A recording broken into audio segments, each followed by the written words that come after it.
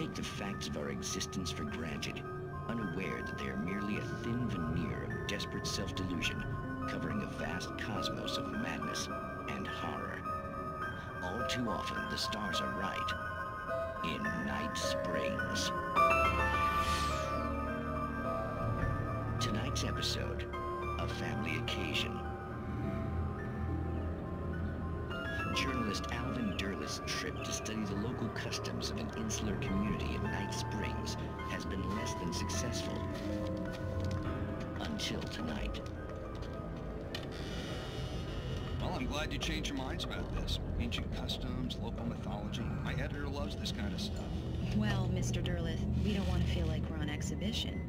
But you have demonstrated the seriousness of your intent. Oh, I am serious. Really, just do your thing. I'll stay out of your way and observe. Actually, I thought you could assist us. I'm afraid we are a man short. It would provide you with an intimate perspective. Could I really? Of course, Mr. Derleth. Well, I guess that's the least I... What would I have to do? Oh, here. Let me show you with a kiss.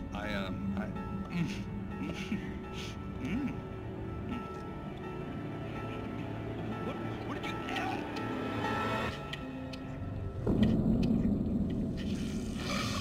Oh, Mr. Derleth, you have well pleased Nixie Perka, the dweller in flesh.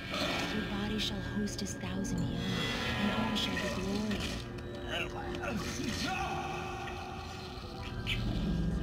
Shh, darling, be calm. Shh. Alvin Derleth learned a harsh lesson.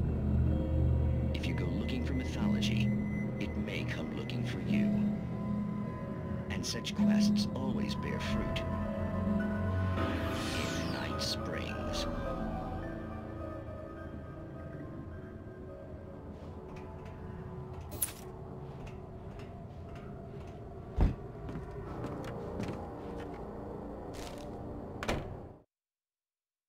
The darkness surged towards me, sucking everything loose from the ground into its depths, tugging at my clothes. I saw the flare the kidnapper had dropped and threw myself towards it just as I felt my feet leave the ground. The darkness embraced me with the force of a tornado. Somehow I managed to light the flare. The darkness roared and cast me away. I fell toward the dark waters of the lake far below.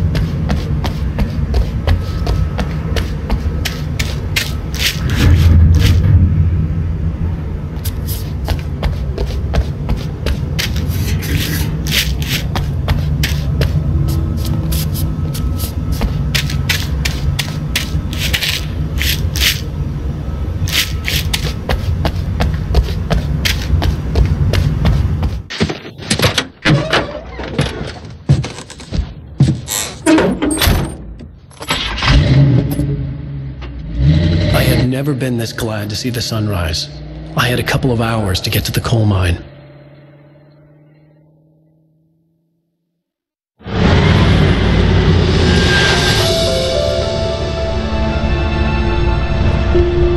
The coal mine wasn't far now.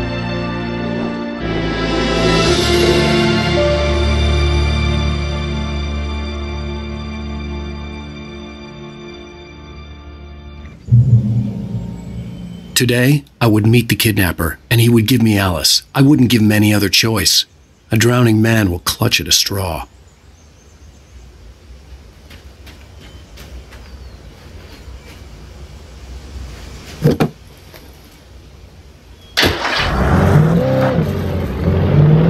Little by little, without realizing it, I'd come to believe that the story in the manuscript was coming true. The current of its narrative had taken me deeper and deeper into dark waters. Alice had been taken from me. Barry was probably in jail. I was a fugitive from the FBI. The whole world taken over by the dark presence was trying to destroy me. It all felt real, but it matched a textbook case of insanity.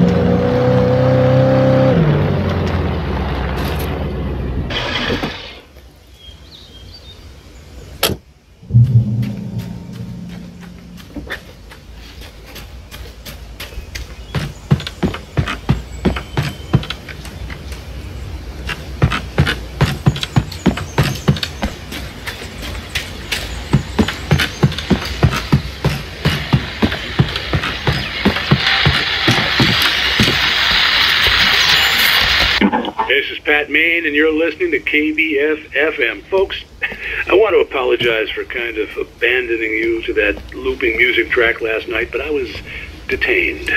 You see, I encountered a big-shot G-man with an itchy trigger finger who could use a lesson in manners and a boot in the ass. Not necessarily in that order either. Now, folks, I know I'm not being very informative here, and I apologize for that.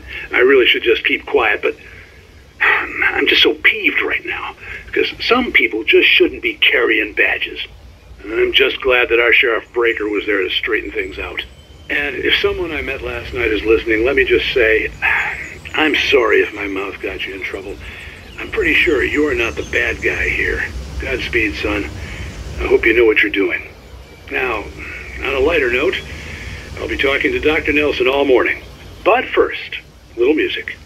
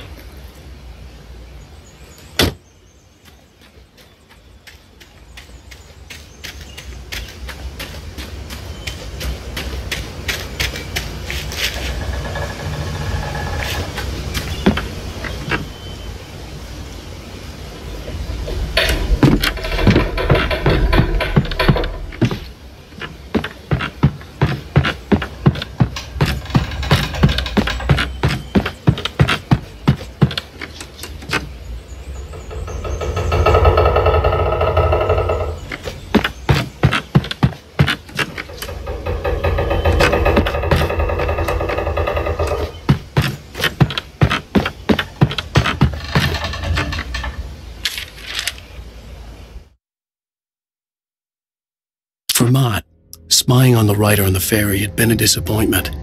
His boss had made Wake out to be something special, but Mott hadn't been impressed. He'd gotten a good long look at the wife, though, and he liked what he saw. Mott had fantasized about goading Wake into a fight, but it hadn't happened. Still, he'd get his chance to see if the writer had anything in him. He'd been promised as much.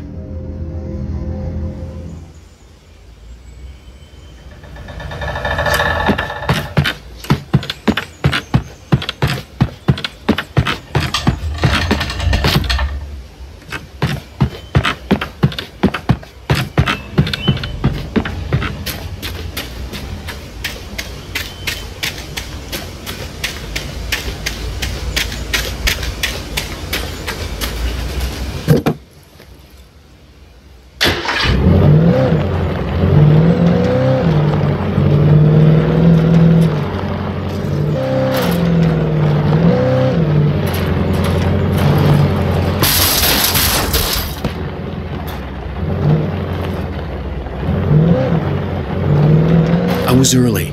I was supposed to meet the kidnapper at noon in the main building. The coal mine was quiet. It was a museum now.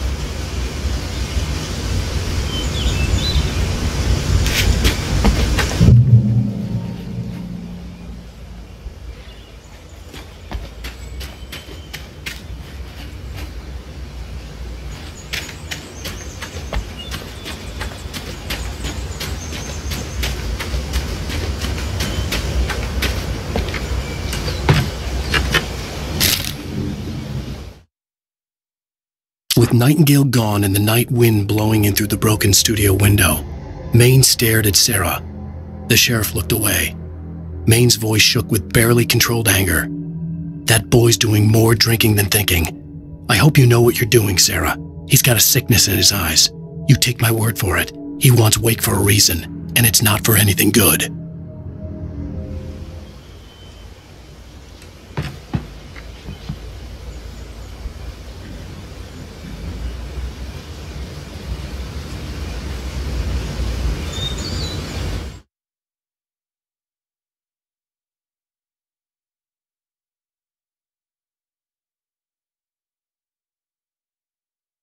With Nightingale gone and the night wind...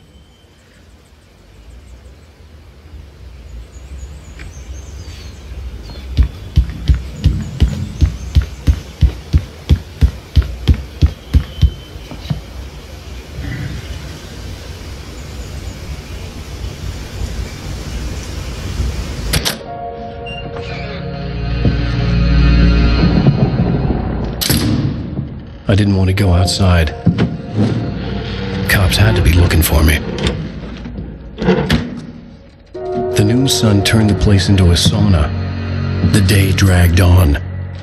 Different scenarios ran through my mind. Ways of how I'd torture the kidnapper to get Alice back. Or the different horrible things he could have done to her. I imagined her dead. I had no way of knowing she was still alive. It was killing me. I was running on blind hope. It was all a waste of time. The bastard never showed up.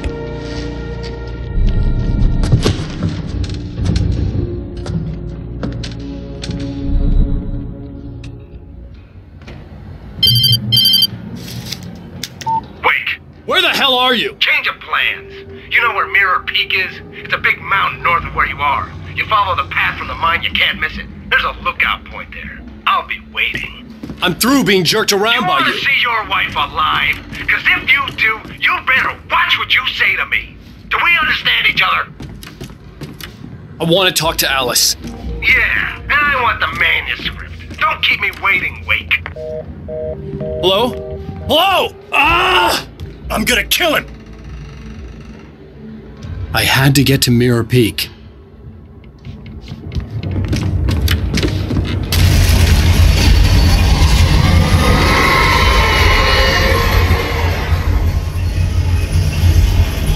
It was close, maybe closer than ever before.